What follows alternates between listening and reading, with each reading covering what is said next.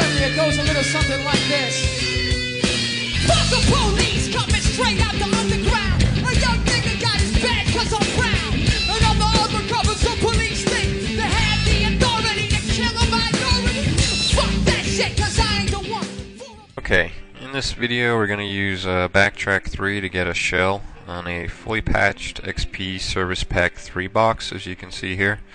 File sharing has to be enabled for this exploit to work, and simple file sharing has to be disabled, which we're going to do right now. As a note, simple file sharing is enabled by default, but it is common for businesses and users to disable this option. This option can only be changed in XP Pro, not Home Edition. By disabling simple file sharing, a user has to enter a username and a password to access any shared folders on that computer. One more thing, the user has to set up a password. It cannot be blank for this to work. So once that's set, we're going to start off by using Backtrack 3, and we're going to have to write some code.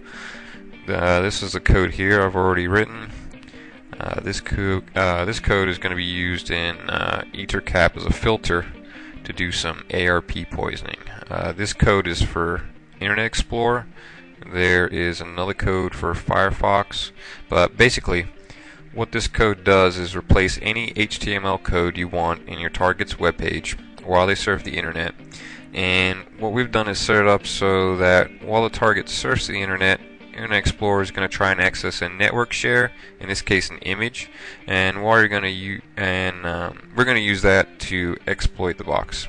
Now you're going to have to input your IP address in the code here, and once you've done that, go ahead and save it as smb.filter.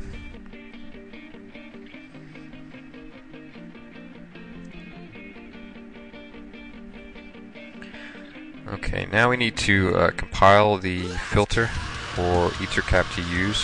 So go ahead and open up a command shell, and we're going to type ether filter smb.filter for the file we just created, -o, this is going to be our output file, smb.ef. Enter, and as you can see, EtherFilter accepted the code. So now we need to set up EtherFilter to use the filter we just wrote. So type EtherCap -t -q -f smb.ef -m ARP / our target's IP. You can use this filter as directed towards a specific target, or you could leave this area blank and it would target the entire network. And // -p auto add -i and our interface. Okay, now we're not going to execute this just yet. We need to set up Metasploit first. So let's open Metasploit Framework 3 MSFC. Once Metasploit is open, we're going to type show exploits to see a list of exploits.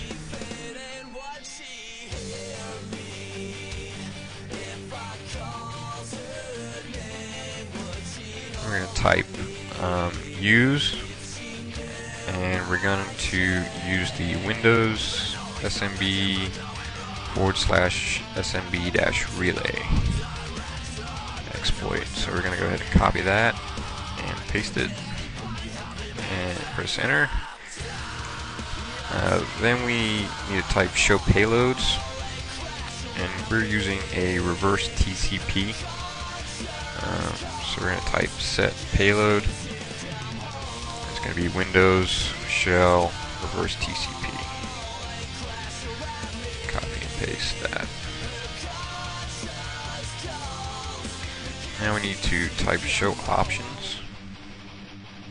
we're going to set the SMB host as your target's IP address.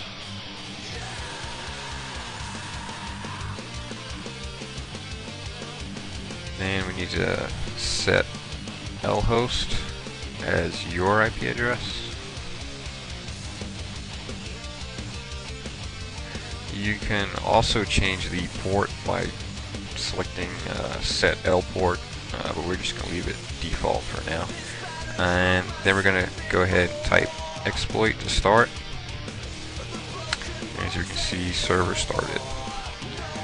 So now we need to go back to EtherCap shell and start that. Okay, so now they're both up and running. We need to go back to our target computer, and we're gonna start surfing the internet.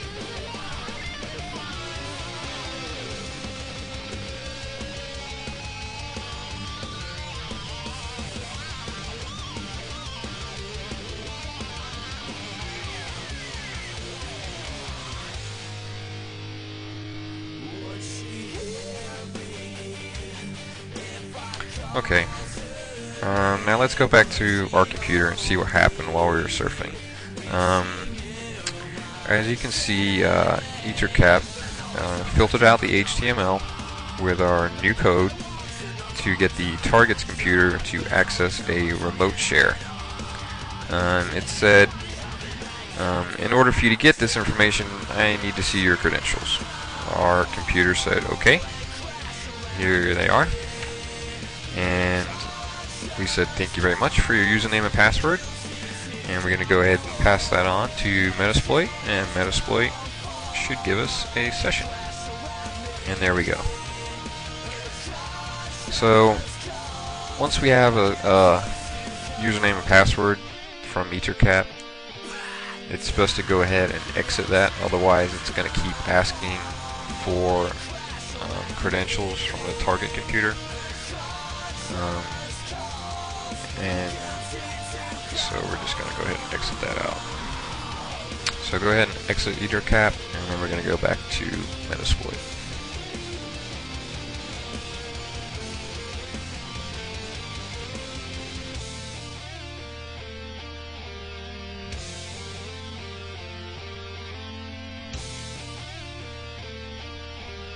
Okay, now we're going to type sessions-l, and as you can see we have a command shell. Type sessions-i1, and there you have it.